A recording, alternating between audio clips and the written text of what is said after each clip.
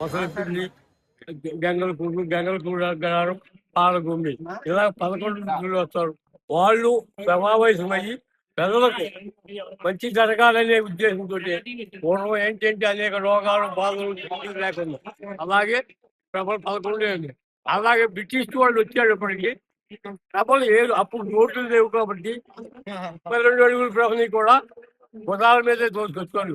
ఆ 32 ప్రభలు ఏ రోడ్లో వస్తాయో ఆ రోడ్లో కంపల్సరీ దోమ. ఈవేళ దాకా అన్ని ఊళ్ళు అటు గంగలకూరు అగ్రహారం, పాలగుమ్మి, ఇటు కృష్ణారాయుడుపతి కృష్ణారాయుడుపతి అంటే 10 ఎకరాల చేను తొక్కుంటూ వస్తుంది. ఎవరు అడ్డు పెట్టడానికి వీలు లేదు. అడ్డు పెడితే ఇంక వాటి మీద తీసుకొని ఎవరైనా అన్యాయం చేస్తే దేవుళ్ళకి 6 మాసాల్లో చచ్చిపోతారు. అది దాని యొక్క ప్రభావం ఉంది కాబట్టి వచ్చిన వాళ్ళకి యోగ రీత్యా కాదు, ఏ రీతి కాదు, వాళ్ళ కోరిక లేదు. మేము ఉన్నా లేదా అది అనవసరం. కబల్ చిత్తం వెళ్ళాలి, ఎక్కడ ఉన్నా వెళ్ళాలి.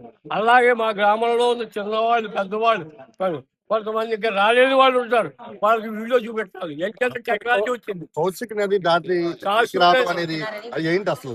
అది గౌతమి మహాముని అక్కడ తపస్సు చేశాడు. ప్రభలు నుంచి రావాలి కాబట్టి అప్పుడు బ్రిడ్జిలు గట్టాలు లేవు. బ్రిటిష్ వాళ్ళు ఆ రోడ్లో రోడ్డు ఇచ్చారు. కేరళలో వచ్చి అన్నారు పర్మిషన్ ఇచ్చారు. వాళ్ళు అప్పటి కౌశికి వస్తారు. మాకు కౌశిక్ అనేది లేదు, కానీ కౌశిక్ కొంచెం ఎప్పుడో అలాగే ఇక్కడ 11 ఎకరాలు ఊళ్ళు వాళ్ళు ఊరి దగ్గరే రావాలి. అది దిగి వస్తారు. చెప్పండి, మీరు తీర్థం చూస్తున్నారు కదా.